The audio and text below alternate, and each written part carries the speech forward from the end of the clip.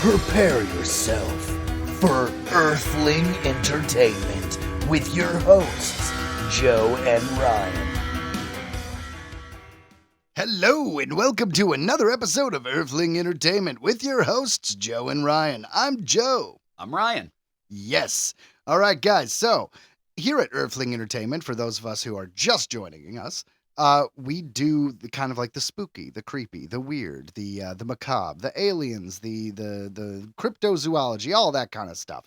And then we do a little bit of entertainment on the latter half of the episode. Normally, we have a segment called Welp, Now They're Dead, where we say goodbye to anyone in the entertainment industry who has passed on. And then we have headlines. We will be skipping those two today for a Earthling Entertainment special report. We're not going to tell you what that's about yet, but just so you know, this is a little bit of a different episode. So we're going to have spooky stuff, then we're going to have Ryan's alien disclosure discussion. Yes. And then we're going to have Earthling Entertainment special report. So yeah, Ryan, how you feeling?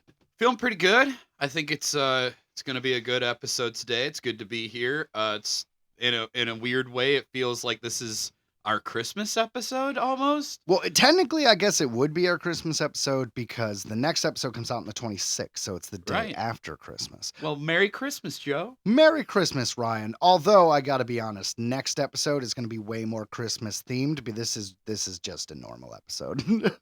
Right. But it's kind of like, once again, the Simpsons Halloween special. It always airs in November after Halloween, so we're gonna do it here. That's right. And here at Earthling Entertainment, we would like to wish all of our listeners a Merry Christmas to you and yours. Thank you for listening.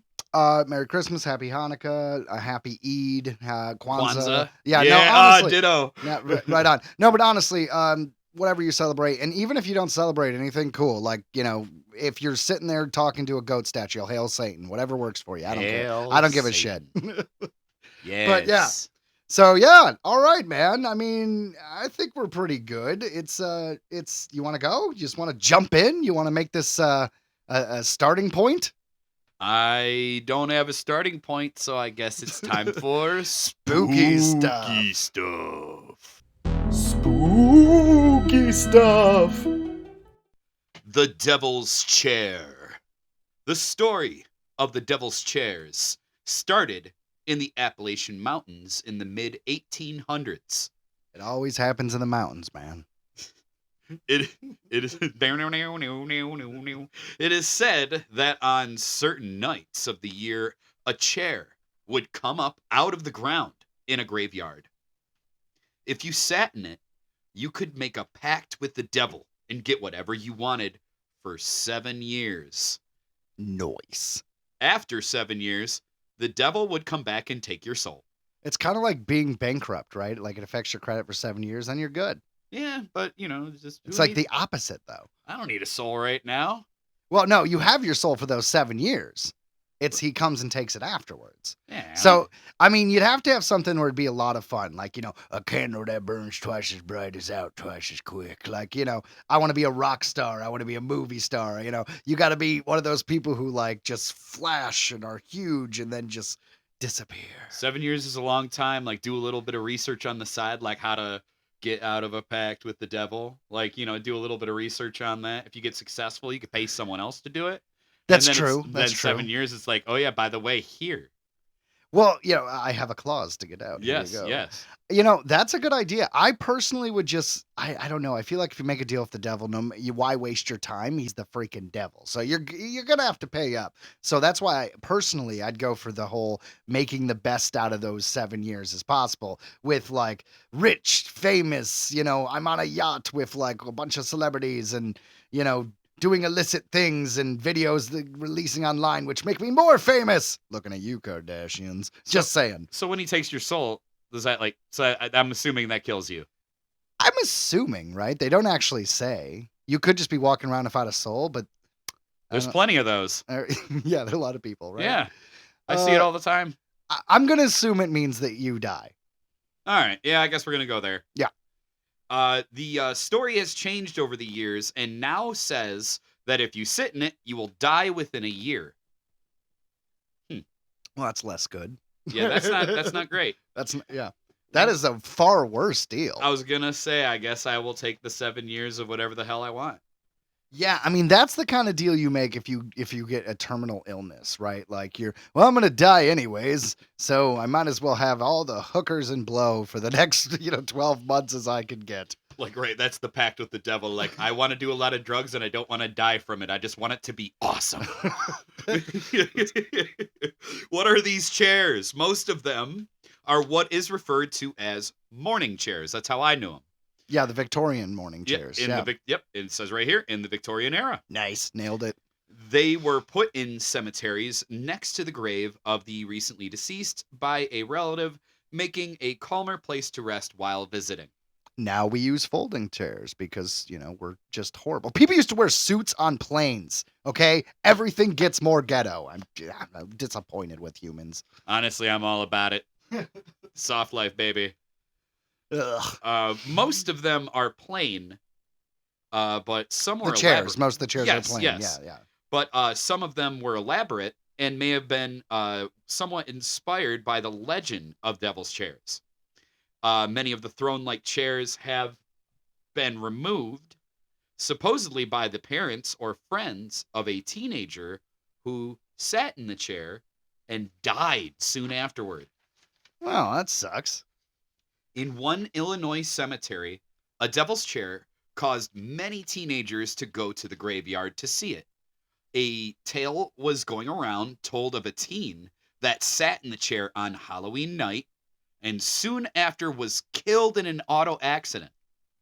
Coinky dink. I think not. It was the devil's chair. The devil's chair. The devil's chair. How dare you sit on my seat, sir? The fuck? Since then, more and more teens started slipping into the cemetery at night to see the chair. Yeah, that makes sense. That's a teenager thing. John died doing this. You guys want to try it? Let's face it, we'd go. Oh, we would do it. Remember when we used to, what was it, on the back of your pickup truck, we used to stand up or surf on it? No comment. I honestly, that... You don't remember that? That's a crazy memory. No, I know. I do remember because it was down Bryan Street and I had that the hill. sunroof. Yeah. So No, we were standing on top, in the bed, trying to stand up and keep our balance. Oh. You don't remember that? I guess not. You've done too many stupid things if you don't remember. Oh, yeah. Yeah, a few things have reset my brain, I think, since then. All right. Continue about the devil's chair. Yeah, about that. Since then, more and more teens started slipping into the cemetery at night to see the chair. Finally, with the family's permission, the cemetery took away the chair and put it in storage. Okay, but here's the thing, though. Were these kids doing drugs on the chair? Were they doing coke on the chair? Were they? That's the same thing as drugs. The point is, what were they doing? So they're just breaking into a cemetery to sit on a chair. That doesn't seem like it's that big of a deal to me. The family probably wasn't. They're like, yeah, we don't want these kids sitting on our chair. They're putting bubblegum on the bottom of the seat. Well, I mean, I'm sure the chair's set up, in stone and shit in front of their family graves and stuff, so they're like, maybe they find it entertaining. Maybe those ghosts are our parents, or our descendants, whatever, they don't visit enough, and these damn teens are hilarious. They're coming here with their teenage angst, and it's like watching an American Pie movie. It's interesting. I guess I can't disagree with you. It's not like they were doing anything wrong. They were just sitting in it. Well, according to the story, right? I guess breaking into a cemetery is a problem, but if you're not vandalizing it, who cares? Who cares? Honestly, if I die and I'm buried somewhere, I don't give a shit. Throw a picnic table on that bitch and have a date. I do not care. I'm dead. Yeah, but they have the whole breaking and entering thing after hours, I suppose, right? That's the whole thing, is that they're coming in at night after hours. They had to climb a gate or something. But what's the problem? It's essentially a park. If you're not vandalizing, if you're not breaking tombstones, and even if you're, and I mentioned too much earlier, if you're not doing drugs or drinking, there's nothing wrong you're doing. You're just hanging out in a park. That's another thing. Why can't we hang out in parks at night? That sounds so creepy. Never mind. Withdrawn. Why can't we hang out in parks at night?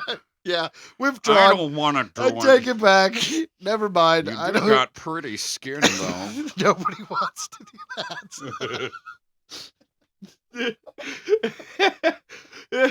there's a cemetery by or on my way to work at Mound and Davison, and I've seen that and I don't think anybody's breaking into it. I think it's just freaking drunk drivers or something. I've seen the gate knocked down 3 times so far. Is And the they keep gate rebuilding it. just like positioned at like a turn or something where Yeah, cars it's might like a lose weird- control and run into it? It's one of those weird things where you can make a right and there's like a separate lane to go right, but then you go forward and there's a little median, but you can still technically make a right there. So maybe it's just someone effing up coming And out they just keep running into it. and then they just Yeah, that swerve sounds and- like a drunk person thing. But dude, like I said, I kid you not. Like it used to be this really nice old gate, and then it got smashed to pieces. Took forever, and then they rebuilt it. I swear it wasn't up only a few months, and I drove by and it was smashed again. And I looked, I'm like, oh, was there a fucking like grave robber going on? There's nothing's dug up, so it's just like, well, damn. Like I'm just saying, agreeing with the whole park thing. It's like at this point, they should just be like, fuck it, fine. Well, I mean, I guess like if you think about cemeteries with fences, you'd have to imagine that was the original intent, right? To try to stop people from, I mean, if not just a simple barrier or telling people this is where the line of the cemetery begins and ends, it's to stop people from grave robbing, right? And now you'd have to imagine with just cameras and stuff like that to alert somebody who would be on security. Like, there's no way you could pull it off. It would take way too long. I don't know if there's like a single, it's not, I don't think it's like a lighthouse keeper where there's like, I'm the guy in the graveyard who digs graves and watches it at night. I think that's like an old timey thing. I but- imagine there is security. God forbid I ever become like a widower and I have no family anymore. I'm going to try to find like the old graveyard guy job. Fuck that. Fuck Come that. on, man. You No. can be the guy who's just like, I lost my family, so now I try to seek the spirits here in my work. It's like not at the museum, but creepy. This coming from the dude who called me when he had to check the Edison house. The Edison house is Or whatever. creepy. Yeah. I don't think it was the Edison house, but yeah, Greenfield Village. No, it was the one that serves tea. Coxwell Cottage. That was it. No, we Yes, talked about it yes. before on the podcast, but I'm So cracking up for with those you of being us a who- gravekeeper. For those who don't know, Cotswold Cottage is a thing in Greenfield Village. It's an old cottage from World War I that was moved over here, and Henry Ford had a lot of money. He bought a bunch of historical buildings. He made a little village. It's a place you could visit. It's called Greenfield Village, the Henry Ford. It's haunted as shit. It is so haunted. Not all of it, but parts of it, and that is a particular haunted cottage. And Joe was security, and I remember getting phone calls at like 1 a.m. like, hey, stay on the phone. I got to go into the cottage or whatever. It's the dead of winter. It's like, 20 or lower. There are little bonfires around because they have the holiday night celebration. So you could like hang out by bonfires, but it's kind of creepy and it's freezing and you're walking around this creepy village. It felt like I was Scooby-Dooing every night. Like, doo-doo, doo-doo, doo-doo-doo. And you were the only one who was up because at the time you were working midnights, which is kind of funny that right now, unfortunately, you're stuck working midnights. Yeah, it is kind of weird. Didn't you say there was a place where like you would have to turn the lights off multiple times, like they would just come back on? Yeah, there's a boarding house, and I forget the proper name, but it's in Greenfield Village, and that Yes. thing is it's like a four-way mirror of itself. The stairways kind of that. all intersect, and it's a very creepy, and I'm sure motion detector lights or something would be accountable for it. But yeah, I would turn on a light, and then I would leave, and it would be like back on. But to be fair, it's not like the switched. It's just the lights would turn back on and then I would have to like turn it off and on to like recatch. So it could be a wiring issue or ghost. Totally ghosts. Totally ghosts. Totally ghost. Let me finish this one up. Oh yeah, the damn teenagers in our Victorian devil's chair. That's right. The morning chair. Most of the tales have not been proved, but one chair in Peck Cemetery took its toll on a non-believer that sat in their chair I'll Laugh. show you, non-believer. laughing that nothing was going to happen to him. Less than a year later, he was thrown from a car accident and killed. Lot of car deaths. These chairs are like, haha, fuck you and your motor vehicles. It's the easiest way to kill people, apparently. Was this a coincidence? that had nothing to do with the devil's chair? Could be. But his family thought otherwise. Yeah. It was that fucking chair. After the teen's funeral. Dude, there is a movie called Killer Sofa. If you Google it, it is about like a chair, and it literally like eats people. It's amazing. It's so low budget. All right, I believe it. Yeah. I believe it. I mean, how many? There's so many ridiculous horrors out there now. So many whores. Whores! After the teen's funeral, his father drove out to the cemetery and destroyed the chair with a sledgehammer. Dope. You can believe what you like, but remember the story got started for some reason. If you happen to come across an old stone chair in an Illinois cemetery, you might want to think twice before you sit in it. Devil chair. Anyway, so Killer Sofa.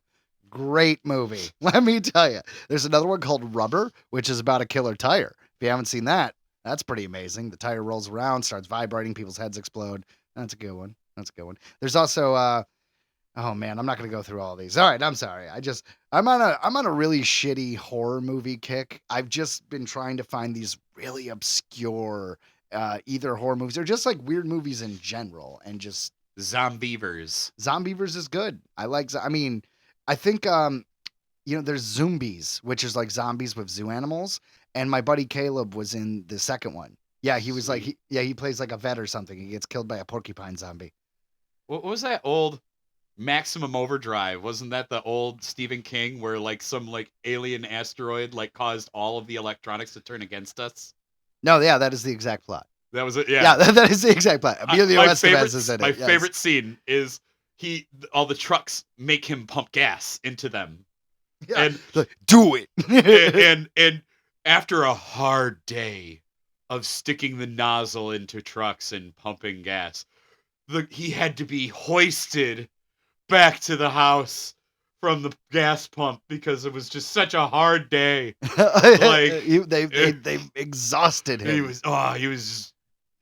beat. He was lucky to be alive. Oh man, Maximum Overdrive. I believe obviously. Well, it's Stephen King, but I think it was based on one of his short stories, and I've never read the short story, and I really want to. I want to know like how much of that was pulled out of their butt, because Stephen King. That was the only movie Stephen King directed. He directed Maximum Overdrive. I did hear about that. Yeah. Isn't that awesome? Dude, that goblin head on the truck was dope. It's iconic. Yeah, how'd they get the rights to the Green Goblin? I don't know that. Yeah, because it That was the straight up Spider-Man's Green Goblin. Straight up. I wonder. Maybe him and Stan Lee were homies. I don't know. Well, I think that's it for our spooky stuff. And so every week we have a spooky stuff. It's always something fun.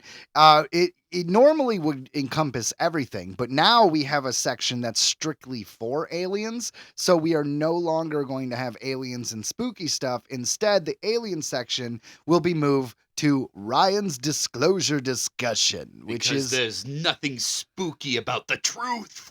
well done, sir. By the way, that was nice. Thank you. That. Yeah, Thank you. Good plug. But so that's our next section, and we're gonna do that right now. So prepare yourself for Ryan's disclosure discussion. We were brought by aliens to this prison planet. This comes to us from UFOholic.com. Say that again. This comes to us from UFOholic.com. Like an alcoholic, but you gotta drink up them UFOs. Nom, nom, nom, nom, nom, nom, nom, nom. Speaking of which, cheers and slawing shot. Oh my god, Ryan. Okay. It is no secret that humankind is the most destructive species on the planet. Well, start with a solid note, man. Well done. I feel a little bad. We kill everything in our path. Oh, yeah. Animals and plants alike. We kill each other. We even kill the very planet we live on. We just killed the mood. Humanity sticks out like a sore thumb in comparison to other species that are extraordinarily adapted to their own environments. We need to build shelters and wear shoes to protect ourselves. And we're oddly out of sync with nature with no built-in defense mechanisms of our own. I have always thought that. Like, it is true. Like, for our shoes, we step on stuff, it hurts. We have to wear clothes. Everything they're pointing out is absolutely correct. Why is that? There isn't, like, you know what I mean? Like glasses. Well, that's a bad example. You can't even be out in the sun. That's true. You'll get sun poisoning. I heard a fun theory once that if we were on Mars, we'd be far enough away from the sun that we wouldn't get Yeah. skin cancers. Yes. Jeebus crisps, man. Skin fuck. Yeah. I feel like I had a really good point at the beginning of this rambling, but then I kept stumbling over my words, and I'm ashamed, Ryan. I'm ashamed. I'm ashamed of my performance. I'm proud of you. All right, we'll go back to us being on a prison planet. It might not be such a strange idea that the origins of humanity lie in another world after all. Is it possible that we were brought to spend our days on planet Earth, the prison planet? What? What about the theory of evolution, you may ask? The theory of evolution is just that, a theory. That's not true. Evolution's totally right. It's totally true. Yeah. Although the theory is widely accepted as a fact in modern-day science, they have not found the missing link in the evolutionary line from our ancestors to the modern-day Homo sapien. Yeah, we haven't found Bigfoot yet. That's true. That's true. Looking at our closest relatives, bonobos and chimpanzees, there are more than a few differences. It's interesting to hypothesize why humans would have evolved. Hold on? That's baboos. Bonobos. No, no, bonobo. That's a kind of primate. Okay. Yeah, I know what a bonobo is. I haven't had to read the word in a long time, but I know what a bonobo is. I thought it was baboons. Pogo, there's no bonobos outside. Yes. No bonobos. I'm sorry. It's interesting to hypothesize why humans would have evolved to become upright, which is less stable, hairless, exposed to the elements, and producing absolutely helpless offspring. Although we share 99% of our DNA with chimpanzees, we share few physical features with them. Being bipedal not only means that humans are slower on their feet in comparison to other animals, it also means that childbirth is much more difficult and dangerous. That sucks. In comparison to other species. But to be fair, there's too many humans anyways, so. Yeah, it's true. It's true. There are some people who think there aren't enough, believe it or not. In comparison to other species, our offspring are completely defenseless. I know, they're adorable, but by God are they stupid. As they cannot really move unaided until they're almost at least a year old on average. Yes, having upright spines mean that we can travel and use our hands to carry food at the same time, but it also means back pain. Yeah, it does. I've thought that too. I'm like, it just doesn't seem like we're really well adapted to this earth.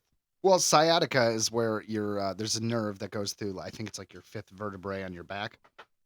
Well, there's not a lot of room. So it gets pinched, and that's why you get sciatica. And apparently that is a direct result of us being upright and not being more hunched over. So it's like maybe we're just like in a weird middle point. I don't know. What would we evolve more to from this? A snake? I don't know. What? I mean, we're standing up. What do you think we're going to evolve back to being bent over? Maybe. I don't know. Maybe. Yeah. Turns out they were both wrong. Fish future. Squid future. That means nothing, Ryan. Oh. But why would humans have evolved to possess less desirable traits than our ancestors? Right. Some theories suggest that we didn't evolve from anything. Humanity originated on another planet, and we were brought to Earth, our new prison planet. What? It is quite clear from the history of mankind, we are a violent species, and we tend to destroy everything in our path.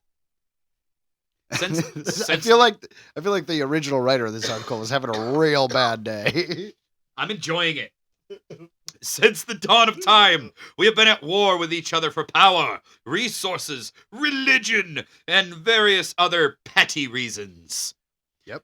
It is estimated that throughout all of human history, 150 million to 1 billion people have died as a direct result of war. And just living. Since the 16th century, humans have driven at least 680 vertebrate species to extinction. The main cause of this humanity-driven extinction is the destruction of habitats. It is estimated that we have identified 1.7 million plants and animals as of 2010, which is less than 1/4 of the total species estimated in the world. Well, you know, Ryan, it's called Habitat for Humanity, not Habitat for, like, bugs and shit. Worst environment ever.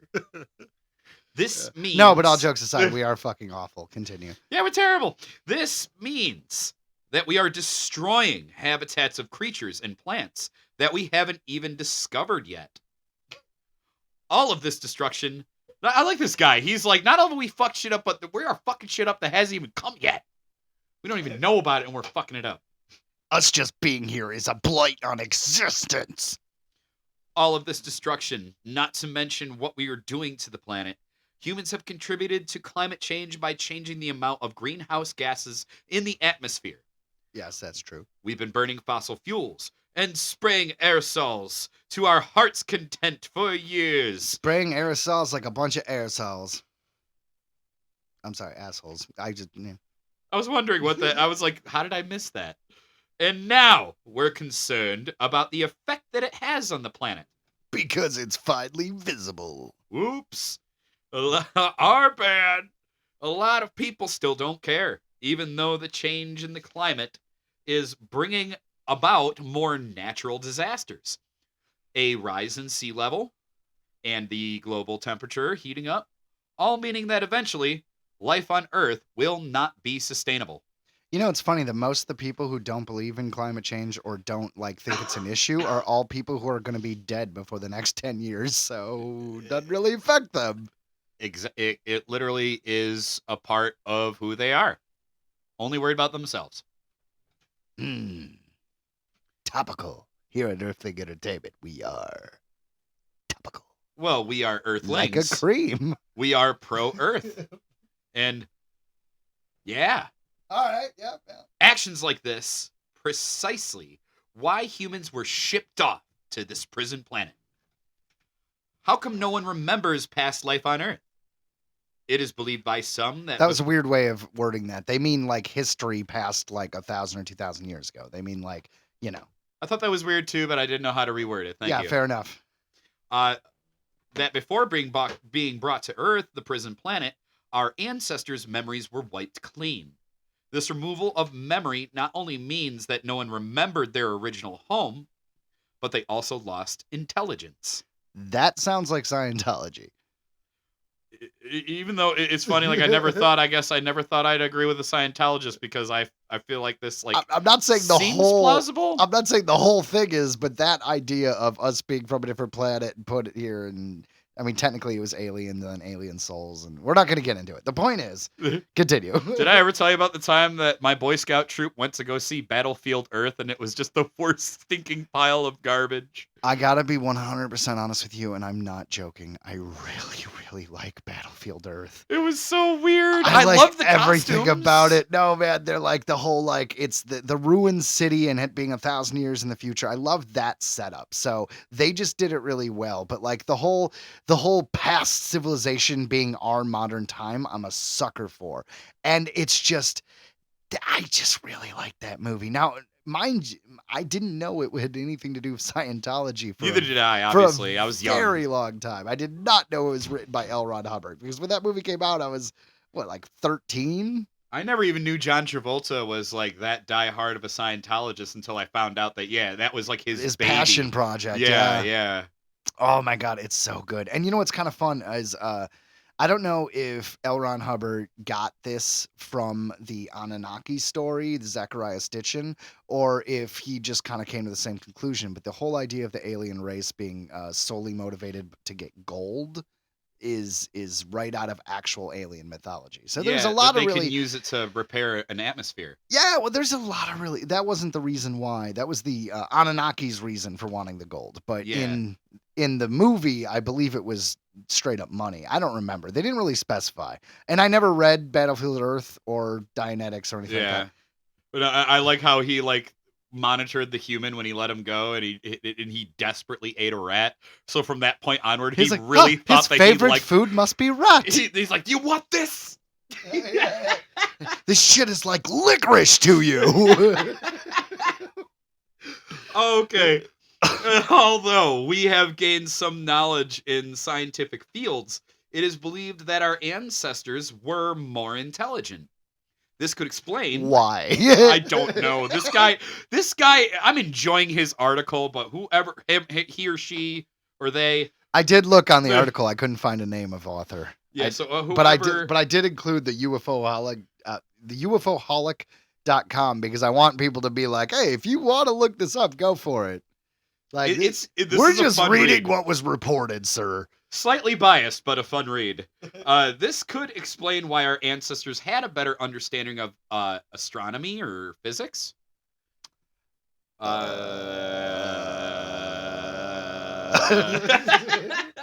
Since the beginning of mankind, we have been obsessed with the skies and what lies out there. We have always been fascinated by the stars, other planets, and the mysteries the other worlds hold. Is this The mysteries other worlds hold. These nuts. Is this need to reach the stars ingrained so deeply in us because we know that that's where we belong? That is where we belong. The science behind the theory of evolution is pretty solid, even if it does have some plot holes.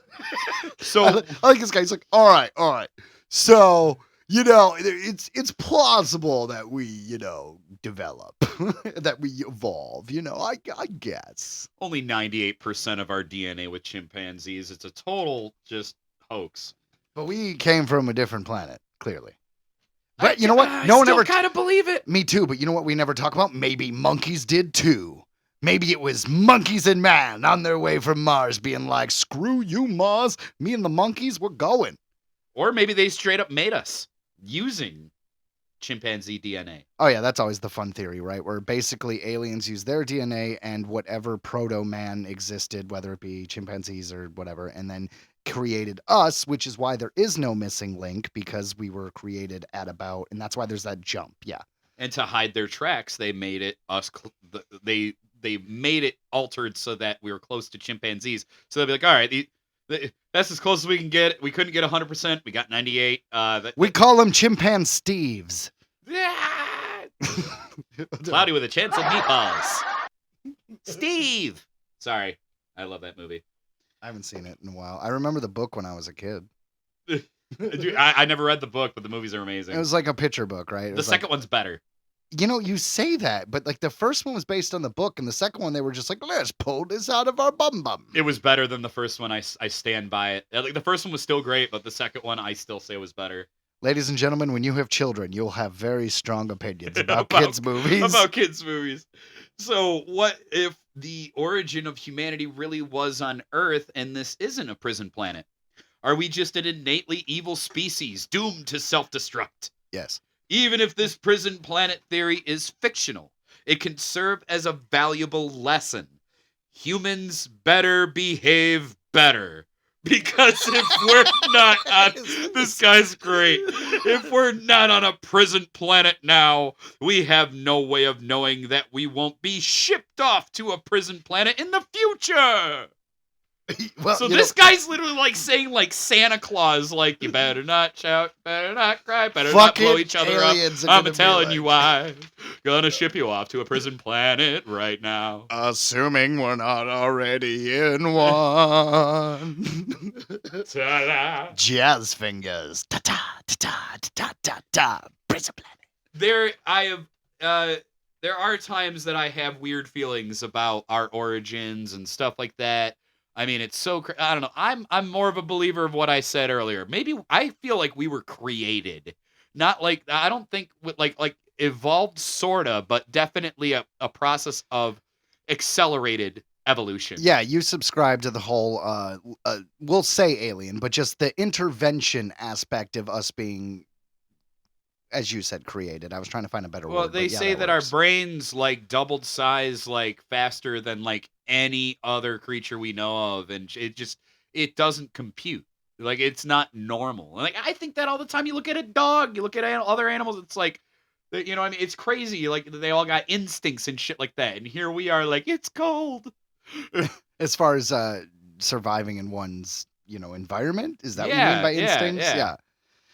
I can't lie. I do agree that it's not just the article. It's true. We have to have shoes. We have to have clothing. We have glasses if we can't see right. We're pretty much helpless in general. Like, I mean, we have fingernails, but what are we actually supposed to do? Is it just brute strength? Like, is our defense just beating people? I'm serious. Like, we don't bite them, we don't claw them. Well, Is it supposed to just be like fists? Like, they what would our natural?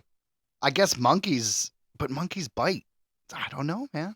they say that our like ancestors, their our one up being humans was we could outlast the animal. So we could like throw spears and shit at them, and it's not going to kill the animal, but it's eventually going to bleed out. And we just have that endurance and that drive that we could just keep chasing after it until it finally goes down. Like So, I don't so know. it's just like we're stubborn. Pretty Like, much. it's like Pretty much. humans, they don't give a crap. They'll keep going because they're like mad. They have vengeance. They have annoyance. They're like, oh, I'm not gonna let this fucking squirrel beat me. Honestly, if there's one word to describe humanity, I think stubborn is pretty good. We will not go quietly into the night. Oh, Interstellar.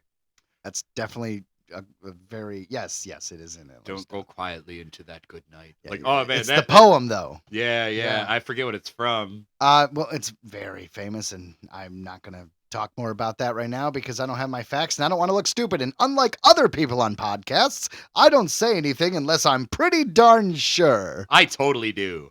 I'm gonna say whatever's on my mind. Deal with it. And that's why we're a good balance, bud. You know what? Speaking of a good balance is trying to figure out how I can keep in the holiday spirit as an adult. And we are, to be clear, this isn't a scripted topic. This is just us going to ramble a little bit. We probably Yeah, should have it's done Christmas it. time. We probably should have done it at the beginning of the show, but we're doing it right now. All right, so deal with it. Well, we're more warmed up, you know what I'm We're saying? more warmed up, exactly.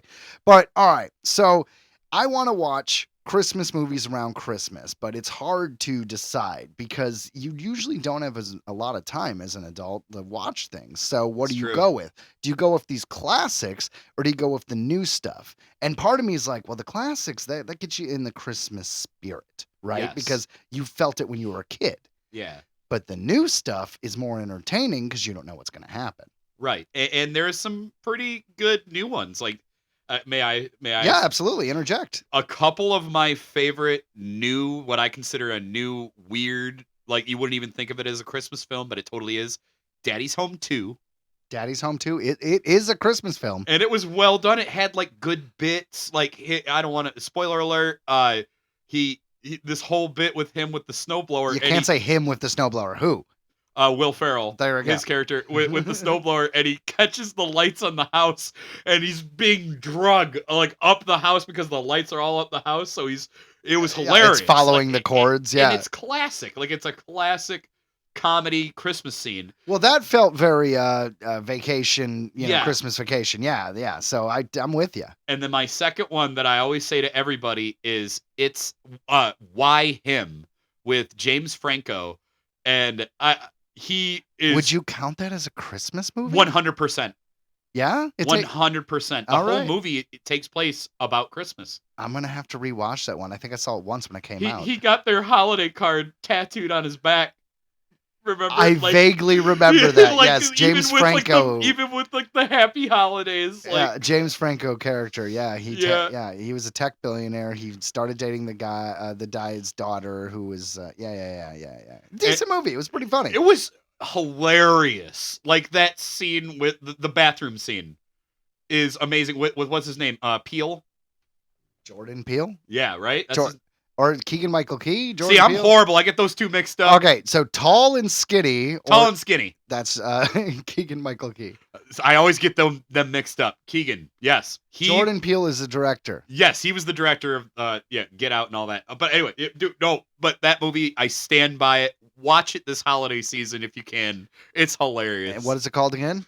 Why him? Why Him, starring Bryan Cranston. So if you're a fan of Breaking Bad, he's in it. James Franco's in it as well. So that's a good one. You know, for me is to go back to what I was saying about like wanting something that was traditional. Like I always like the Santa Claus films, the Santa Claus films, which are really good. Tim Allen's in it. I only saw the first one. Well, the first one was great, and then by the time the second and third one came out, we were probably in high school or just starting. So it was With Martin Short. Yeah, well, no, that was the third one. Oh, But I didn't see him until later. So the second one was the Mrs. Claus. It was not called that, but that was the whole thing. Is he had to find a wife. And then I don't remember the plot of the third one beyond the fact that Jack Frost, who is Martin Short, took over the situation, and it didn't end well. Well, anyways, so Disney Plus has the Santa Clauses TV show. And I watched the first season, and it is so good. really? If you like the original movies, it is so good. The second season, which I'm watching now, I'm halfway through it, not so much. It's one of those situations where it's like, all right, you guys, you did Heroes season 1, but then you did Heroes season 2. Oops. Yeah, so I don't know if this show is going to continue. But the first one, if you're a fan of those Tim Allen Santa Claus movies, the first season, well worth it, for real. Tim Allen has been really trying to get out there on the internet these days. I see What it- does that mean? I see so many videos of him doing like these weird promos for like tons of stuff, and he's really trying to get he's promoting I'm relevant. and he's promoting his idea for the next Toy Story movie where he literally is pushing it hard. I guess he was on a talk show and he talked about it and he was so into it. I've seen multiple videos that he is obviously pushing out there. Well, he wants to get it back because Disney kind of, went another way with the Lightyear movie. Now, granted, Which I thought was fine. the Lightyear movie was fine. So, if for those of you who don't know and haven't seen the Lightyear movie, Lightyear is the actual film that Andy watched in Yes, 1995 supposedly. when he was a kid that made him want the Buzz Lightyear toy. And as all of us know, a lot of times in movies, when an actor is in a movie, they don't do the voice recording for the action figure or the merchandise. So it is absolutely plausible that this situation works with Tim Allen being the toy and Chris Evans being the actual character from the movie. That being said, that movie flopped, so yeah, Tim Allen's taking it back. I thought it was great. The movie flopped, though. I thought it was good, too, but the movie did not do well It financially. was basically like Disney Interstellar. It was kind of Disney Interstellar, for Like sure. it totally was. Yeah. It was pretty good. I had some issues with it, so... okay, spoiler for Buzz Lightyear. Lightyear. Just Lightyear. It's called Lightyear. Spoiler for that movie. Zurg was established as the enemy, and it was also established as being the father of Buzz Lightyear. Now, it started out in Toy Story 2, and perhaps it was a joke in Toy Story 2 when he was like, I am your father, because they were clearly Total Star Wars. They were yeah. clearly mimicking Star Wars. Which is awesome. But it was canon. In Lightyear, they changed the origins of Zurg. And when that wouldn't bother me too much, but what they did, I didn't really like. Lost in Space. I didn't They love totally it. did the Lost in Space where it was like the older version of a different future version of themselves, like an alternate future Yeah, version. but okay, so Ryan, I was trying to be vague, but Ryan's I'm pretty much telling not. you. All right, so long story short, Buzz Lightyear ends up being Zurg, except it's an old Buzz Lightyear who went through shit over and over and over again and now has become grizzled and angry. And yeah. Which is believable. Well, yeah, I mean, Well, anyways, so the new Santa Claus show, I think is pretty good. Watch the first season. If you like the first season, maybe check out the second season and tell me what you think. I don't know if I like it. You have me sold on the first. I never honestly cared. You know me with series. I really have to be convinced to really sit down. Well, it's kind of like the Star Wars series, dude. It's only 6 episodes. How long are the episodes? We'll say 30 minutes, but it's give or take. You know what I mean? All right. Yeah. But yeah, it's around a 30-minute mark, and it is 6 episodes. It's really worth it. You can tell that it may have begun as like a script for a 4th film that they were just like padded out, and here we go, show. In the spirit of Christmas, may I ask you a question? Yeah. So out of the classics then, because we were talking, we mentioned some new ones. So about classics, what is your favorite classic Christmas movie? And now, I will say that for us, you can include stuff from the 90s. Well, I mean, you said my favorite classic Christmas movie. What if my favorite classic Christmas movie is way earlier? Well, that's fine. But I said you can go from the 90s back. Okay. Because, for us, the 90s would be classic. We were kids. Yeah. I get it. I think it was 1984. It was called The Santa Claus. It was like the Santa Claus movie, and I really liked that one. I think I know that one. I have to say the reason why I mentioned the 90s is because I'm like at such a draw. I have 2 favorites. Jingle All the Way. Jingle All the Way. I knew you were gonna say that, dude. That's my wife's favorite, man. It's so good. Like the whole plot is insane when you actually like sit and prattle off everything that happens in that movie. It's crazy. And okay, so the mailman had a bomb, threatened the police. It blew up. No one was hurt, and then he never got in trouble for it. I just want to point that out. Oh, totally unbelievable, of course. And then my other one would be, it has to be It's a Wonderful Life, black and white. Don't watch the color version because the backdrops are so obvious that it kind of ruins the illusion. So I don't know what it is about that movie. It's like, it's my one old American film that like you can see that the people of that time, and I don't know. It works for you. It works for you. Yeah. You know, they made a new movie called It's a Wonderful Knife. I actually think I did hear about that. All right. So it's this chick, and she's going around, and she's like, hey, I'm living life. And then there's a serial killer in town, and the serial killer starts going stabby, stabby, stabby. And she stops the serial killer. And then she's like, oh, wow, cool. I stopped the serial killer. Yay. But then we have the famous, I hate my life, and I wish I was never born, and everybody would be better off if I wasn't born. This is a year later, mind you. And after she does that, poof, she was never born, which means that serial killer was never stopped. And he goes on murdering, starring Justin Long. I love Justin Long. He's totally in it. Dude, he's one of my favorite actors, I can honestly say. Like, I can't think of anything that he's been a part of that sucked. He's awesome. I could think of many things he's been in that sucked, but I enjoyed them all. Well, I mean, he didn't suck. No, he didn't suck. Yeah, that's Yeah. good, right? Yeah. Fair Yeah. enough. Yeah. Jeepers Creepers was the first time I saw him. It may have been his first role. I honestly don't know without looking it up, but that was the first time I was aware of Justin Long. Yeah, because the other big one was the college one. Yeah, and that was definitely after. Yeah. It was called Accepted. That was it. That Yeah. was it. That was a great film. Yeah, that was a great film. You're right. There was a very young, what's his name? Well, that doesn't help anyone. From the very Superbad. large gentleman. Yes. Yes. But Seth, he doesn't want us no. to say that anymore. I don't remember his name anymore. Joel? Seth. Fatty. Joel? Something Curly Hill? hair. No disrespect. Love that guy. Jonah Hill. Jonah Hill! That's it. All right, cool. I feel really bad because I said fatty in one of my descriptions. At the time, in Accepted, he was incredibly huge, though, to be fair. That was like his biggest point. Oh my God. Yeah, he was enormous in that film. But it was a credit to his character. True, but I feel really bad. That's very disrespectful. I take it back. Well, At the off chance Jonah Hill ever listens to this podcast, I officially am sorry. That was bullshit. My bad, bud. well, that dude's been on a journey, and I do feel for, bad publicity that kind of happens and being stereotyped and yada yada, but at the same time, I don't feel that bad for him. Dude, the dude worked with Martin Scorsese and the dude worked with Quentin Tarantino. So say what you want, he is an actor. He's the shit. Just saying. I can't see shit in this thing. Yeah, I just think about him and Django. He's like, we all think that the hoods were a great idea. All right, guys. So now is where our episode is going to diverge from normal episodes. Normally, right now, we would cover headlines or a segment called Welp, They're Dead if there was anyone who, well, died. So right now, we're doing a Earthling Entertainment special report. The true story of Roland the Farter. And how the internet killed professional flatulence. What? This comes Sons to of bitches. us from Atlas Obscura. Roland, court minstrel to the 12th century English King Henry II, probably had many talents, but history has recorded only one.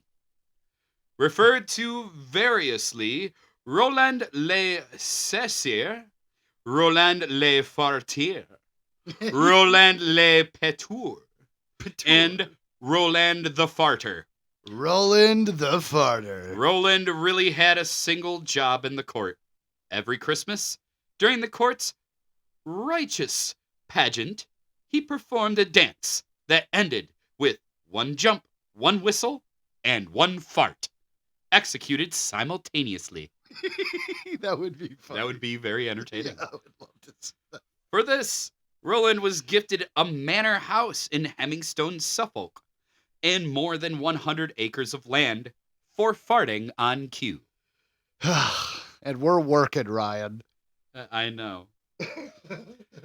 Farts are and always have been funny, an odoriferous, invisible thread in the rich tapestry of global comic tradition. They are funny in virtually every culture, every language, every era. The oldest joke in the world, according to the University of Wolverhampton, Everybody likes farts. is a fart joke.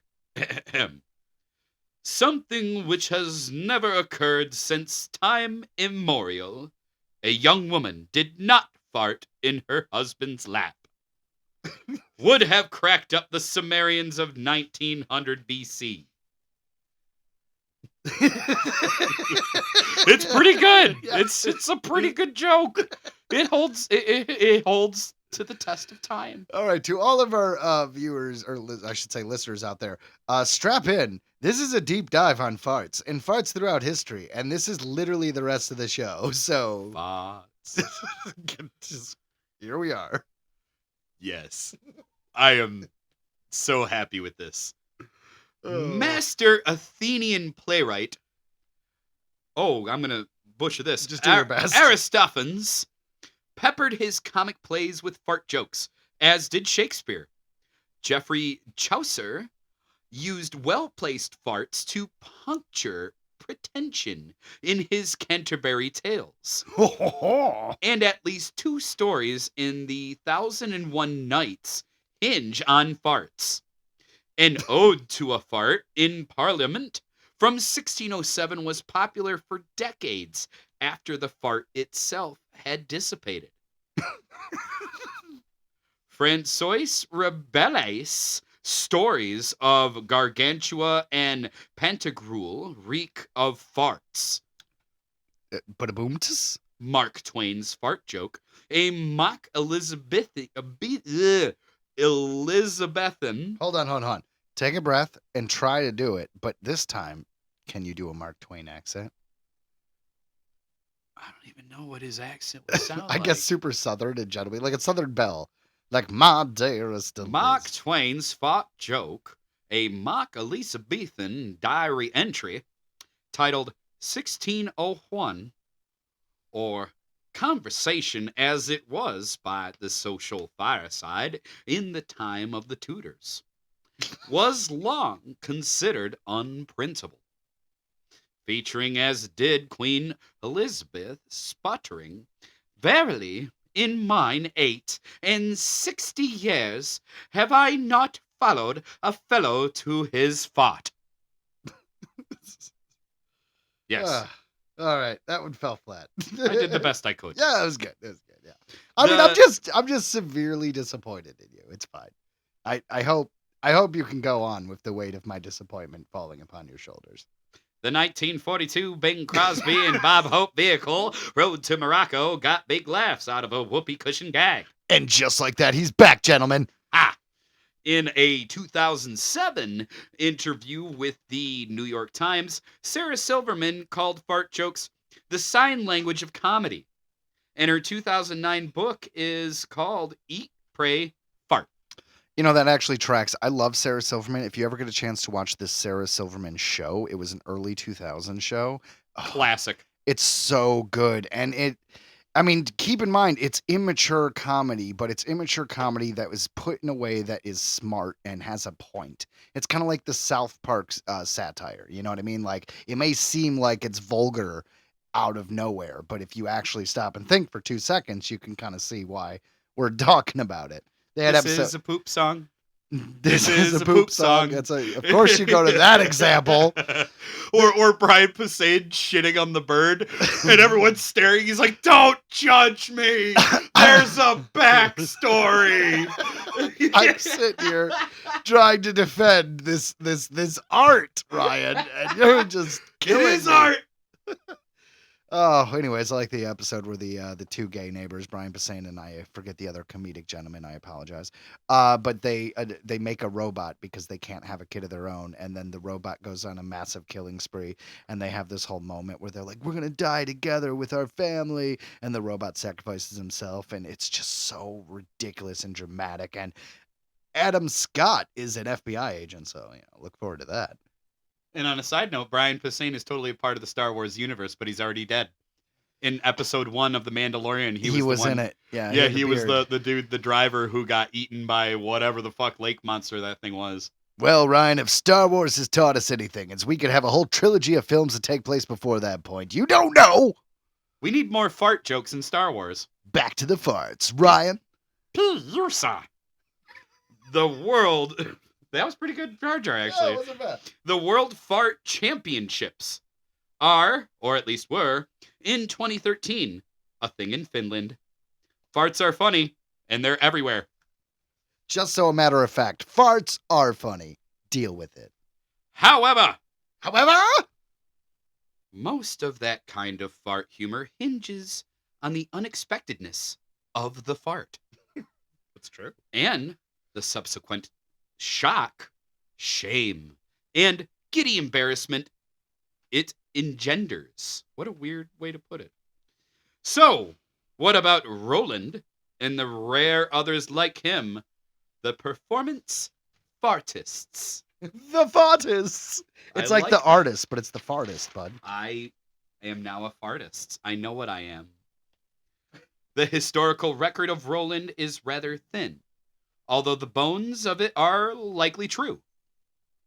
Valerie Allen, professor of literature at the John Jay College of Criminal Justice, investigated Roland's story in her 2007 book on farting. How bored are you with criminal justice that you're like, I want to do a fucking whole book on farts? You know what? Fuck this. It's an untapped I feel market. like she lost a bet.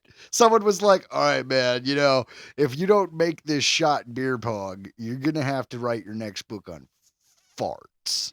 And she fucking did it. Yeah, because you know what? That woman follows through. No? Scruffy Yeah. believes in this woman. Oh, Unfarting. Language and laughter in the Middle Ages. that's the name of her book. Yes. Or start that sentence over. Valerie Allen, professor of literature at the John Jay College of Criminal Justice, investigated Roland's story in her 2007 book on farting. Language and laughter in the Middle Ages. Thank you. Roland's timeline was, she said, difficult to determine. He was possibly first in service to King Henry I, and then to Henry II. Fee A lot of Ledger- kings are fans of farts. I just want to point that out. I guess I'm a king. Aha! Fee ledgers from the era indicate what kind of payment he received and for what, but didn't give dates. A later king, supposed to be Henry III, however, was not as amused by Roland's talent. And I don't like the farty farts. I am not a tutor. I don't need a tutor. And you are dismissed from my court. And on the grounds that the service was indecent, the crown took his land and manor back. Man, what a whirlwind of a life. No, think about it. You get all this fame and recognition for farting, and then the next guy's just like, you know what? It's gross.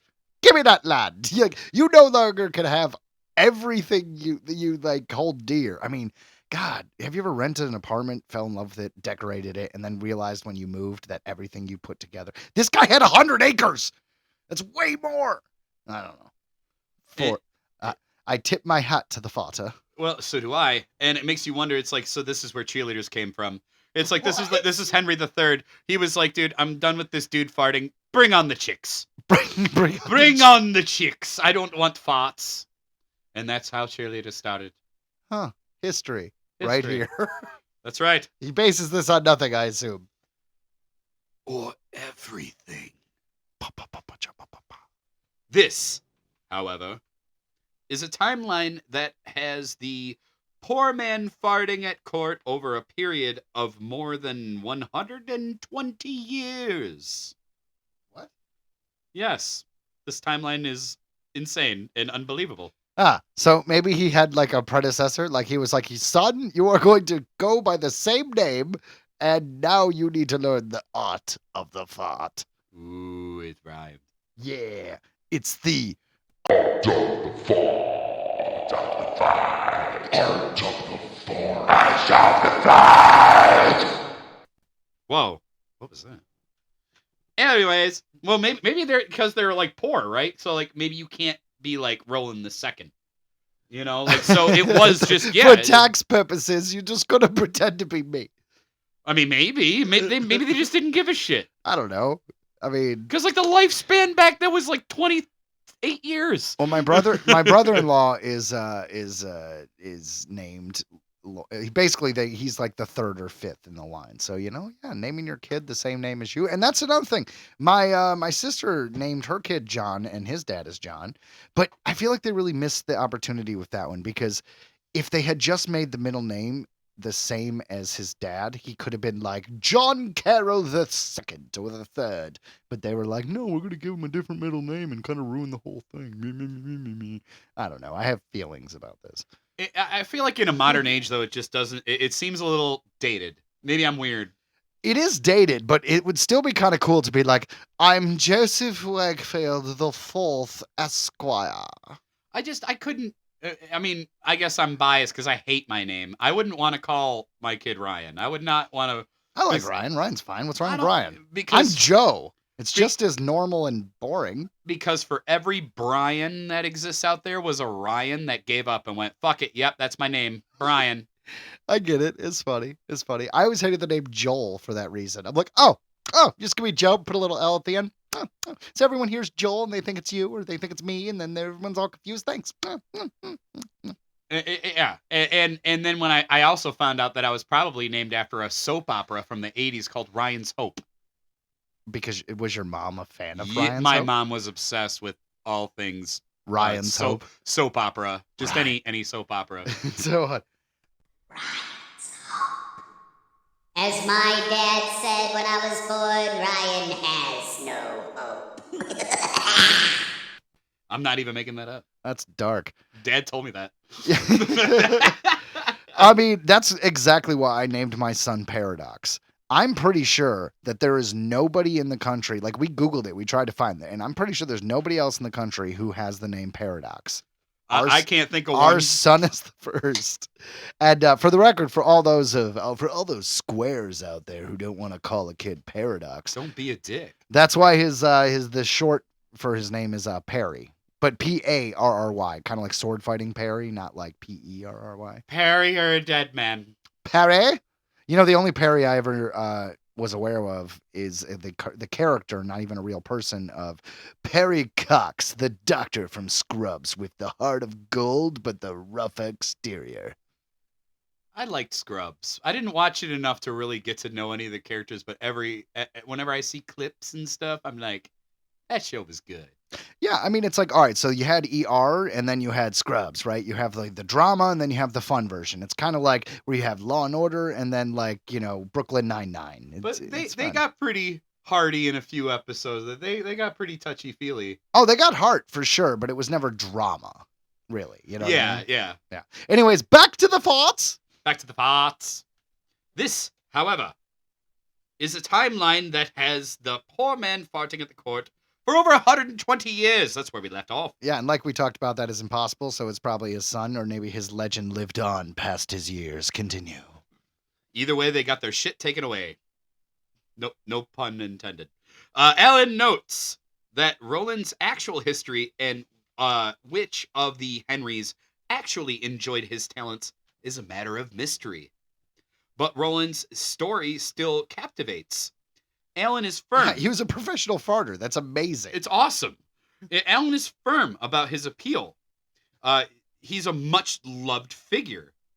And subsequent historians and chroniclers over the last 900 years have enjoyed retelling the story of Roland the Farter. Farting in the Middle Ages was a more complicated act than in this century. Our butts just didn't work the same way. Then, as now, Alan said, much of the humor in farts had to do with anxiety over uncontrollable bodies and the hilarious reminder that everyone, even the loftiest in feudal society, couldn't escape them. But there was a more sober, But philosophical side to medieval farts. medieval farts. One that isn't so evident today.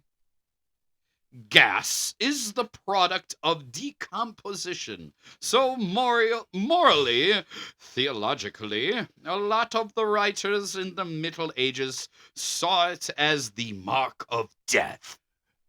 Farts mean down forevers.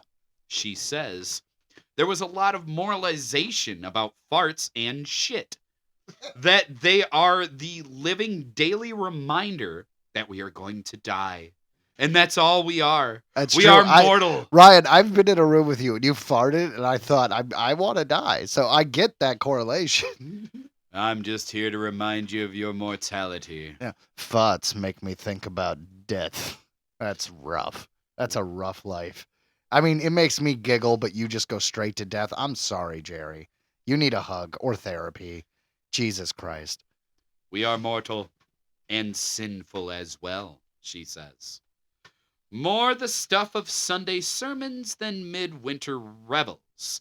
But Roland's act was also grounded in a tradition of widely varied entertainment at court. Jugglers, fire eaters, storytellers, acrobats.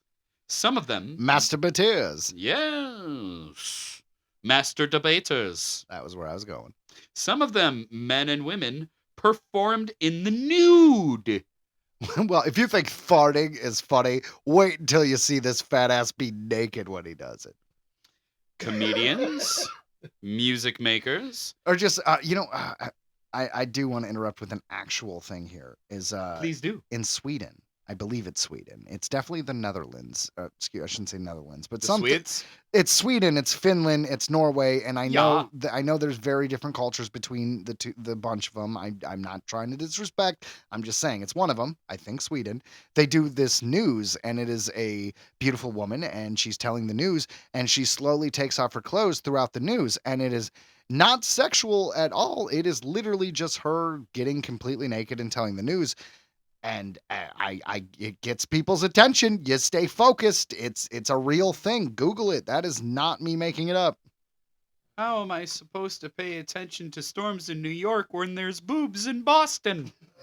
That was pretty good.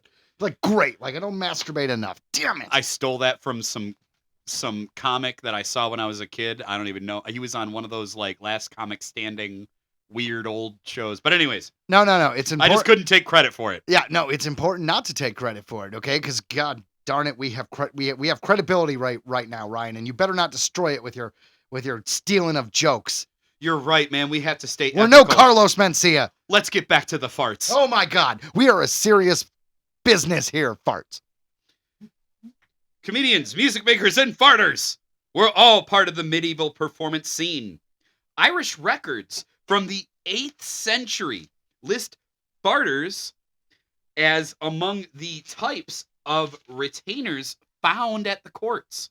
And note that their pay should be the fat of the shoulder of hunted prey. Like, so some prime meat there, right? I was about to say, yeah, that's the backstraps. Yeah. That's the good meat. A farter in court, though, what would he just be the comic relief? Like, they're oh my God, this trial is about child murder. How could we possibly? I guarantee they'd probably just had like some poor bastard be like, "Oh man, could you pick that up?" And they just like probably just cut ass right in their face. Okay, trying to find my place. Not all performing farters were landowners. Surprising. So I know. I figured those guys were all millionaires, like doctors. Cautions Alan. But there was an established, if not profession, at least speciality. I should think that for festive occasions, this kind of entertainment was central and necessary, and must have involved high degrees of skills, a whole range of performance tricks. She says they're like circus performers. The tradition appears to go back even further. Saint Augustine of Hippo. Saint Augustine? Yeah. Oh my God, that's awesome. Writing City of God in the 5th century, noted people who could produce at will such musical sounds from their behind, without any stink, that they seemed to be singing from the region. This guy could sing from his ass. It's the damnedest thing. It's like I feel like we should cut to a segue of Peter Griffin going like, And just a bunch of people gathered around. Yeah, like all into it. He's a flatterer of unrenowned proportion. None of that made sense. I'm sorry. And like fart humor in general, it's not limited to Western culture.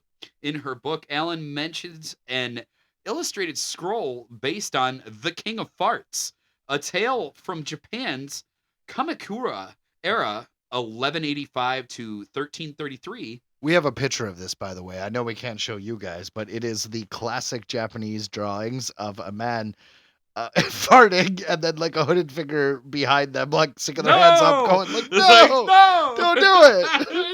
And this dude appears to be having a little bit of trouble back there. There's some droppage going on. All right. Featuring one Fukutomi no Oribe, who performed fart dances for the aristocracy and trumped his neighbor Toda, who tried to mimic the master farter, but soiled himself instead. So yes, this guy is definitely having problems. That's the picture. He's like, I'm going to try, and then he fought. It's in sheets, and it wasn't quite a fought. This is history, people. This is important history. That was fiction. But there were actual documented flatulists at work in Japan. Flatulist. By the 1700s. During the Edo period, Tokyo streets were full of mesimono attractions that sometimes featured the kind of people who would later populate freak shows. One of the more popular mesimono stars was a man called Kirifuori Hanasaki Otoko, meaning the mist-descending flower blossom man. Who, in 1774, demonstrated his ability to take in quantities of air and release it in modulated flatulent arias. Okay, wait, hold on. What does take in? Like, So did he can someone... suck in through his butt. That's what I'm saying. Did he have one of those like forge bellows where someone shoves it in there and just like, all right, hold on, we gotta fill this guy up. We got a minute. I imagine maybe, yeah, they had like a fan like for like a fireplace. They just stuck it up his butt. Oh my god. Didn't they do that in Jackass? I don't. Jackass focused a lot on the butt, man. I don't know what to tell you. Any other generation besides ours would probably look at Jackass and go, "Why?" So back to Farts. farting. You have no comment on Jackass. All right. fair No, enough. I guess not. I'm sorry. I was trying to catch my place. According to the late Professor Andrew Marcus of the University of Washington, farts were a bit of a thing in the Edo period. A series of illustrated scrolls from the time made by artists unknown is titled Hikasen or Fart Battle. It's like Pokemon, but it's with toots. Fart Battle. It is precisely hilariously what it sounds like it is. Look, dude, we're not going to sugarcoat it, man. It was like a burping contest with the butt. It's just a little back and forth of louder. Little You know back what? and That forth re- from your backside. That reminds me of something. Do you remember the penis game? I do. Okay, so I don't know if this was regional. I don't know if this was everywhere or if this was just a weird thing that happened in our high school. But the penis game is not as gross as it sounds. What it is each individual member, whether it's 1, 2, 3, 4, whatever, go penis, penis. And the whole point is to say it louder than the last guy. And it's kind of like a game of chicken because, Yes. because you're drawing attention to yourself. So it's like, how loud are you willing to scream penis? And it was More than a few times, I think I made the halls echo with penis because I'm pretty loud. That's true. Well, when I was 16 or 17, I'm going to go with 16. It was my 16th birthday party, and it was at a movie theater. And we were going to see, and you can Google it, Gangs of New York. Because I wanted to see Stuck on You, which was a weird Greg Kinnear and Matt Damon film. But beyond that, my friends voted for Gangs of New York, which turned out to be a great film. Long story short, I go to the concession, leaving a bunch of my friends in this theater. And when I come back, we've been kicked out of the theater. Because apparently Ryan and my cousin Vince decided to play the penis game in the middle of the theater. To be fair, I think he started it, but he knew that I would go ham. He got you, man. I love Vince. Shout out to Vinny. All right, but I wasn't there, so please tell the story. It started off with hand puppets. We were doing shadow puppets. You were in the back because we were in the back of the theater. Yeah. And already we were kind of told to stop. And we chilled. And then that's when he looked at me and he went, "Hey, Ryan, penis." And I'm like, "Penis." And it went on from there. It went on from there until Joe comes back and is like, "Hey, we're leaving." Yeah, well, that was the thing. It's like, all right, so I leave with my buddy Jeff, and we go to the concession stand. When we come back, it was just like they're kicked out, and I'm just telling the usher, I'm like, "Come on, man, my mom paid for this. Like, could you let us stay? We'll sit up in the front." And so we sit up in the front, and we're just chilling. And then they have this usher sit there and just stare at us, and you can Yes. tell his only job is to find any reason to kick us out. And I don't remember what it was, but it was still the opening credits of the film. And I think he kicked us out because Vince or you or someone We were just laughing, I think. or someone put their feet up on the I don't know. But yeah, that always made me laugh. Anyways, Well. It's a funny story. yeah, so that just reminds me of the whole fart story that they were just saying. Oh man, farting contests. The next biggest name in farting The next biggest name in farting was a fin de Cecile Martialis man who called himself Le Petomane, literally the maniac farter. That's an awesome name. Young Joseph Pujol, the son of a baker. Maybe that's how he got his farts. Somebody baking brownies. Somebody big. Oh, that's old school. Yeah. Discovered his talent when swimming near his home on the He farted and suddenly went 100 miles an hour and made it to Hawaii. Côte des Azures, according to Retro Magazine. A lot of people jumping in on this research. Yeah, well, I guess the author of this particular article is like, well, because it's the obscure, what is it? Yeah, something like that. Long story short, it gathers all information from everything. It's like an archive of weirdness. So this is like a compilation of all that. He'd just taken a deep breath to dive under the waves when he felt a cold sensation creeping up his back passage. It was seawater, which he inhaled with his sphincter. Sphincter says what? Oh my God, this is a real article. Continue. At first, Pujol used his talent to shoot water incredible distances, as far as 5 meters by the time he was an adult. Okay, I would see that before I'd see someone farting. If someone's like, I could shoot water from my ass 30 feet, I'd be like, I need a few drinks, but I gotta see that shit. Oh, I mean, it's like a donkey show. You can't look away. Oh my God. But he soon discovered that he could take in air and release it how he wanted. After a career in the army, where his talent naturally blossomed, he began performing at local music halls, tooting out La Marseillaise and Au Clair de Lune, and doing impressions. By the time he made it to Paris in 1892, he was already big enough to book a 90-minute show at the infamous Moulin Rouge. Oh my God, that is amazing. Come what may, I will fart at you. Oh, sorry. That was beautiful, man. He dressed in a tuxedo and announced each sound as if he were presenting a music solo. Of course, the incongruence of a... What the fuck word is that? It's In a it's dignified... incongruence. Thank you. In a dignified gentleman letting farts only added to the humor, wrote Jim Dawson, music journalist and self-titled fartologist, who is the author of Who Cut the Cheese of 1999. I want to be a fartologist. Next time I want to hear a kid be like, what do you want to be when you grow up? I want to be a fartologist.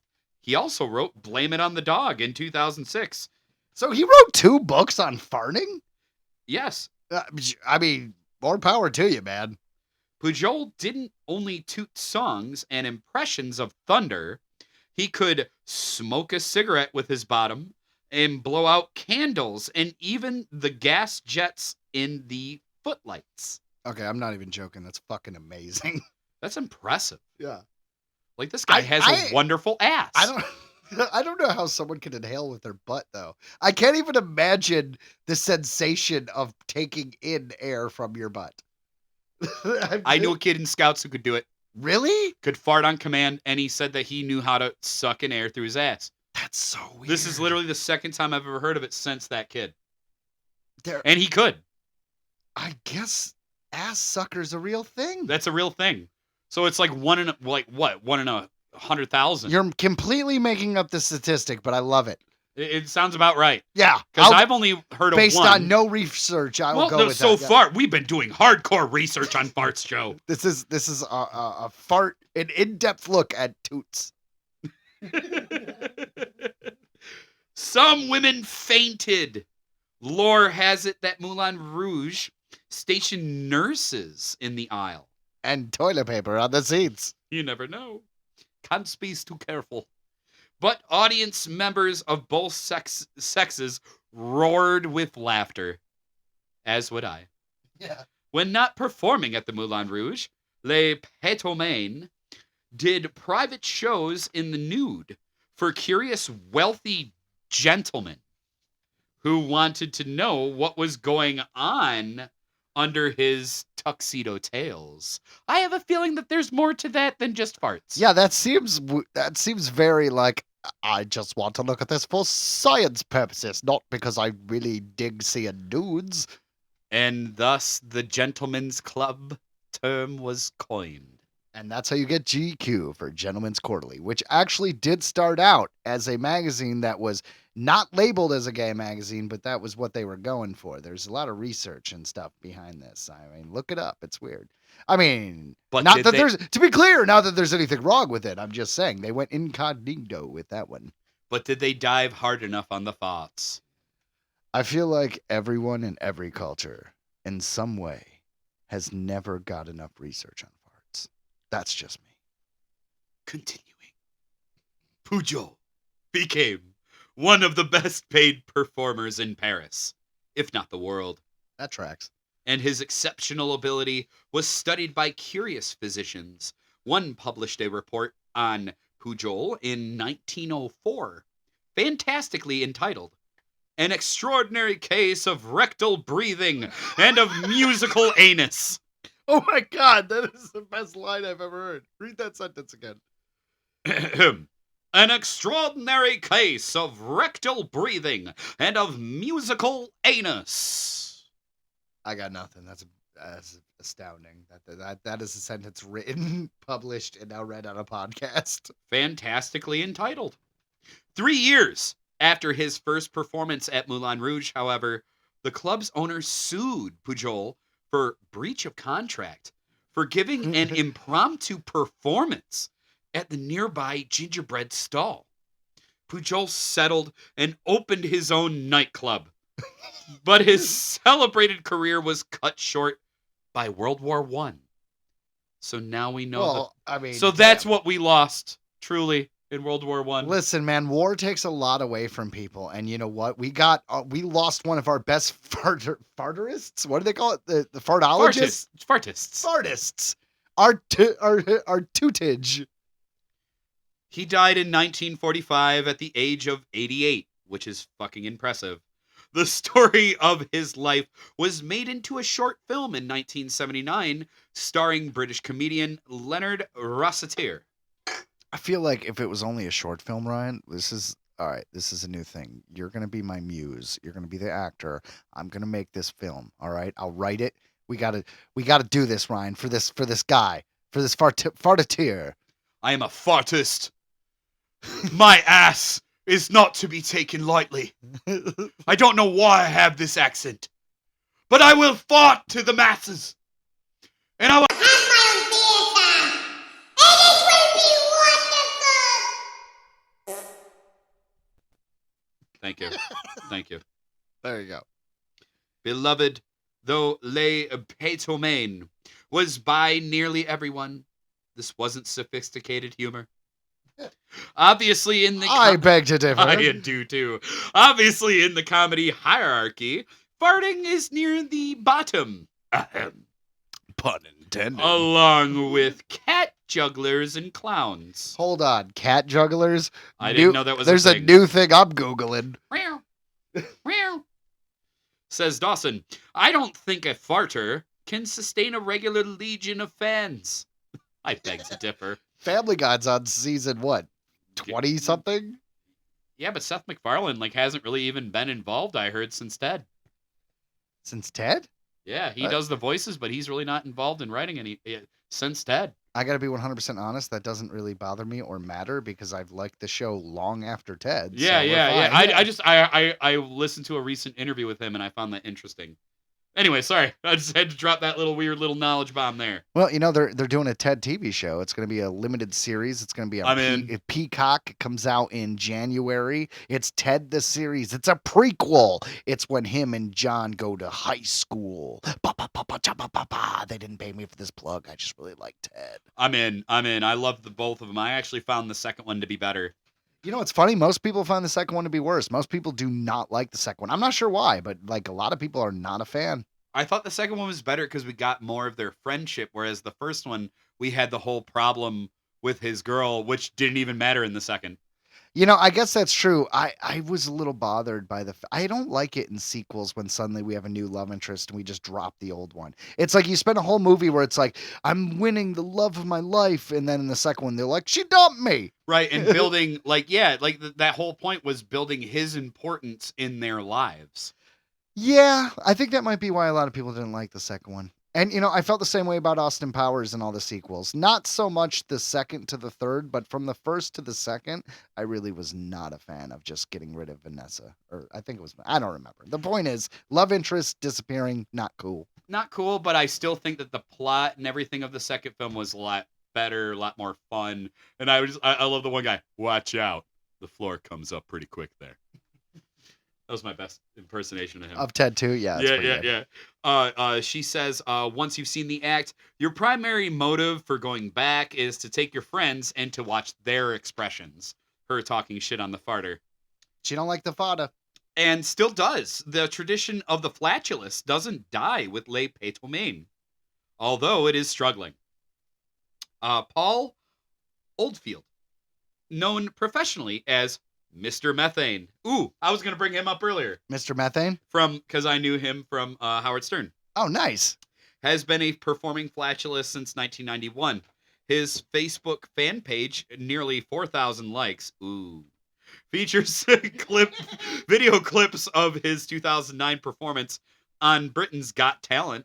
Oldfield didn't win, which would have meant he performed at the Royal Variety Show for the Queen.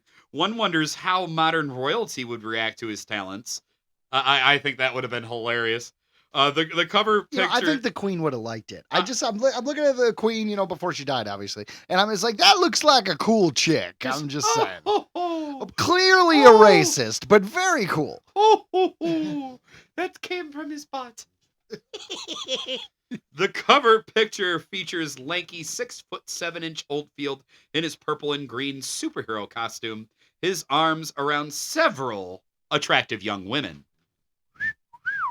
Speaking on the phone from his home in the north of England, Oldfield can't seem to stop himself from making fart-related puns. He tends to be long-winded, but he's got a good story to tell and a kind of northern accent. What does that have to do with it? I don't know. All right, fair enough. The guy... I don't recall any accent listening to him. All right, well, fada. Oldfield, like Le Pétomane before him, is able to inhale air into his sphincter and then push it back out again. He says 3 tones, and without smell, given that the air is not coming from digesting food in his stomach. How exactly he inhales is hard to explain, he says. It's a combination of relaxing and tightening his sphincter and diaphragm that he can just do. That is weird, but I mean, enough people have said it now that you have to be like, all right, I guess it's a thing. You're going in reverse, so to speak. You draw in the air into your colon, and then you trap it off. Then you tighten the sphincter muscle. You then squeeze it out, and you can alter the sound, he says. A bit like blowing raspberries with your mouth. It's physically demanding work, which means that he exercises frequently, usually doing yoga and stretches. You need to stay farting fit, don't you? Farting fit, yeah. The puns are endless, aren't they? But you can't laugh, he cautioned. You're using the diaphragm, and once the top end is laughing uncontrollably, there's no control downstairs. It's hard enough as it is when you're being serious.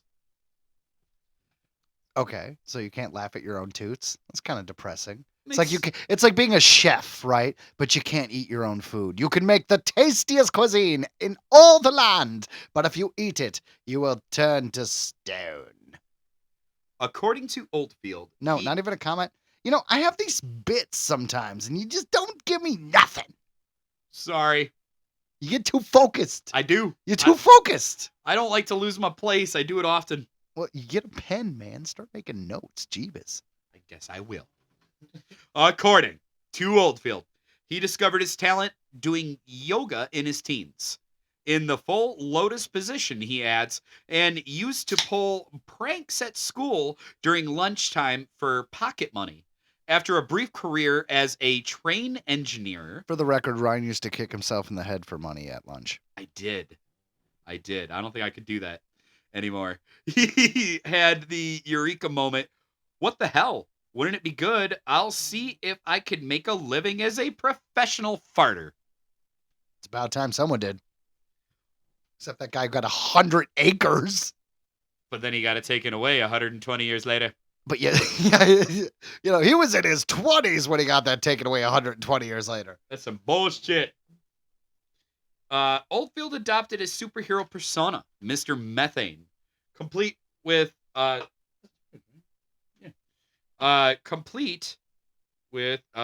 my place. I'm terrible.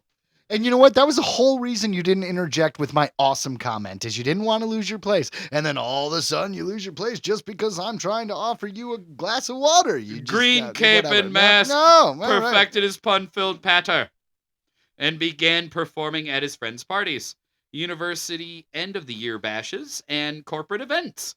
One of his first big gigs was at the Screaming Beaver That's just a good name. at Macclesfield in Cheshire, a club that had seen the likes of Steve Coogan perform, whoever the hell that is.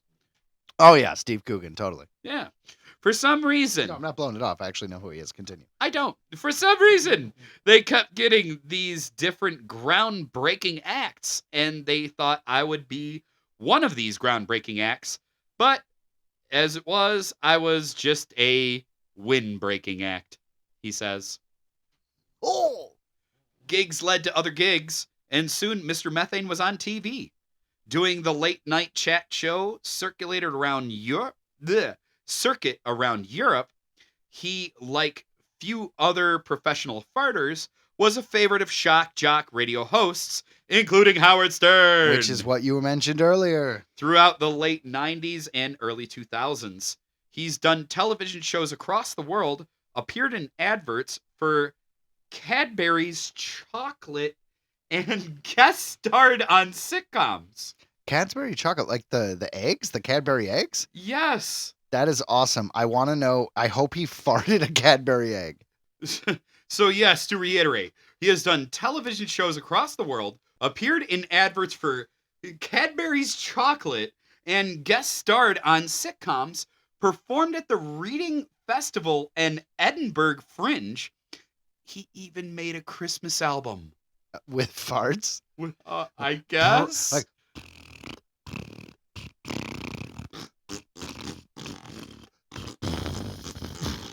we're a sophisticated show, Ryan. Yeah. I was trying to do sorry. Oh Holy Night, and I realized I can't even do the tones with my mouth, and this guy can do it with his fucking ass. Dude, he's amazing. Oh, wow. Sinead O'Connor was reportedly a fan. Sinead O'Connor? Thank you. I took a shot in the dark and missed. And ordered. Even though we talked about her like last week. I'm terrible with names. If it's not just some stereotypical shit, I'm gonna fuck it up. Ordered 20 copies each of his MrMethane.com album, Merry Methane, and his Let's Rip DVD. That's a good name for a DVD if you're fart based, I'm just saying. Let her rip. But in many ways, he's a performer from a long past era. When variety shows and music halls were thriving, jazz came in trios, and pubs and clubs were willing to take a chance on a performer with an outer talent. A strange ability, if you will. I probably have had a lot more live work in the 60s and 70s and maybe the 80s. So maybe I have come too late, he agrees. Haha, farting. And now, while the odd TV gig still comes in, much of his bread and butter work has dried up, due in some part, he believes, to YouTube. Yeah, that is the whole point of this article, is that professional farting is no longer a thing because of the internet.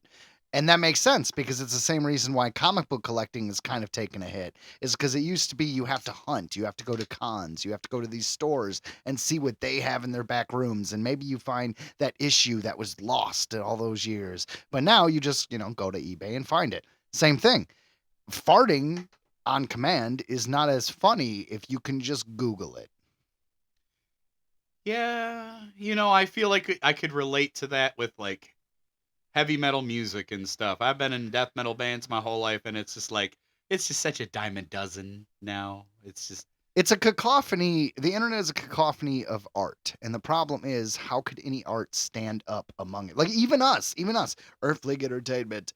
How many podcasts are as out there? amazing as we are. How many podcasts are out there? I believe 8 million new ones every fucking day. I know, exactly. You know what I mean? That's why we're thankful for all the listeners we have, which actually, like, I don't want to brag on the podcast, but we're doing pretty well. So it's like, thank you guys for listening. We really appreciate it. Yeah, very much. We enjoy doing this, and it's good to know that someone likes to listen. Yeah, absolutely. And we got people all over the world listening, which is really kind of awesome, man. Like, countries everywhere. I don't think there's any strictly non-English speaking countries, but most of the other ones that know English at least a little bit are listening. Guten Tag. Guten Tag. I don't know why we went German there. What does It- Guten it Tag was- mean it was again? Thank you. hello. It means hello? Yes. It is German, right? Yes. Ha ha! Was da das Scheiße? I did Duolingual once. Let Back me. to farts. I was gonna say back to the thoughts. We only have a couple paragraphs left. Though Oldfield's act is almost tailor-made for social sharing, the new internet era hasn't been a positive. The constant stream of crazy online streaming clips has eliminated the need for clubs to book him. Yeah, like I said, if you can, what is it? Don't buy the cow if you can get the milk for free. I kind of disagree, though. I feel like if you could get Mr. Methane on, I feel like enough people would. I think it'd be funny. Like, if you could have him, like, let's say, like I just said, like, let's say a metal show. If you had him doing, like, the presentations, like he would be like, for this next band, like, you know, like that would be funny. you know what I mean? Like, I think that would work great. So maybe he's not thinking outside the box enough. Maybe as a professional farter, somehow there's an angle he's not, thinking of. I don't know. I really do think so. I think if Mr. Methane were to come, like name, like, I don't know, fuck, even Metallica. Like, dude, I could That is see. such an old band, man. That came out in the 80s. Could you think of Did something you see contemporary? the last show that just happened? They played. No! They I don't played- listen they to played- Metallica anymore? They played 2 shows the last time they came around. It was just last month, and it was like sold out, full arena. Like, if we could get the farter there, he can go anywhere. Fair enough. You know what? Just a random band I like? Fawn. Hmm? Yeah. I think they're based in Germany. It's a European band. They sing like pagan music. It's fun. I like pagan music. Yeah, it's fun. Back to the thoughts. While we've been Back to the farts at 11.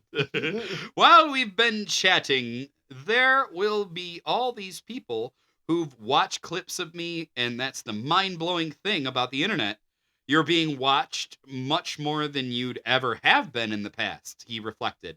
Now you're being watched and you're not earning any money. It's not even being exploited, it's being consumed. Well, that just means he doesn't have enough viewers. He's not making any money. He's not doing it right. He needs to update his business plan.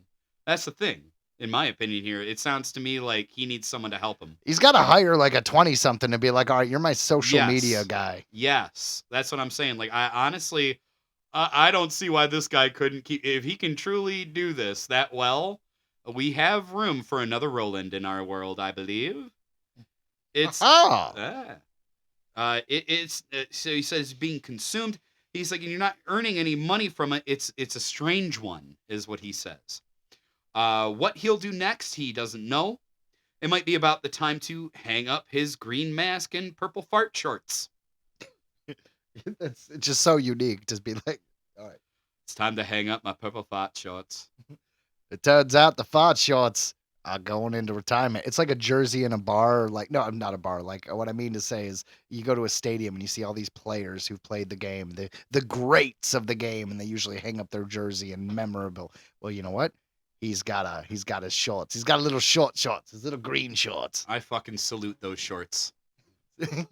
Well done. Salute your shorts. A great early 90s Nickelodeon television show, which I don't know if you could actually find, but if you could, try to find the episode with Zeke the plumber. What does Camp Anawana make you want to do? Camp Anawana, it makes me wanna fart. And now our conversation has gone full circle. I was about to say, see, farts even made its way into our childhood in many ways. Everything is connected. Dude. Maybe it's time for a new mini methane. Who can take it into the new era, he muses. To be fair, Aw, how if it, sad he's given up. no, a mini methane, that's exactly the greatest like fucking thing ever. You get a midget to dress like you, like Mini-Me, and have Mini Methane as his little sidekick, and that guy farted, and they farted together in a farting duet? Holy shit. Dude, that is art. Especially if he was in an Ewok outfit. I don't know why, but I want a farting Ewok. That's why. I know you love Star Wars, Ryan, and I feel like you really tried to shoehorn it in this episode. And congratulations, you found a way. I fucking did it. He did it, guys. He found a way to talk about Star Wars. I've been telling a joke basically with one punchline, and somehow I've been able to tell it for about 25 years as a performer, he says. So I don't think I've done too bad. Well, Mr. Methane, I salute you. From I Earthling salute you Entertainment too. to you. Oh man. Well, you know what? I guess it's like anybody, right? Anytime you like want to do something, you do something. Like what if you grew up in the 90s, right? And you're watching the Superman cartoon.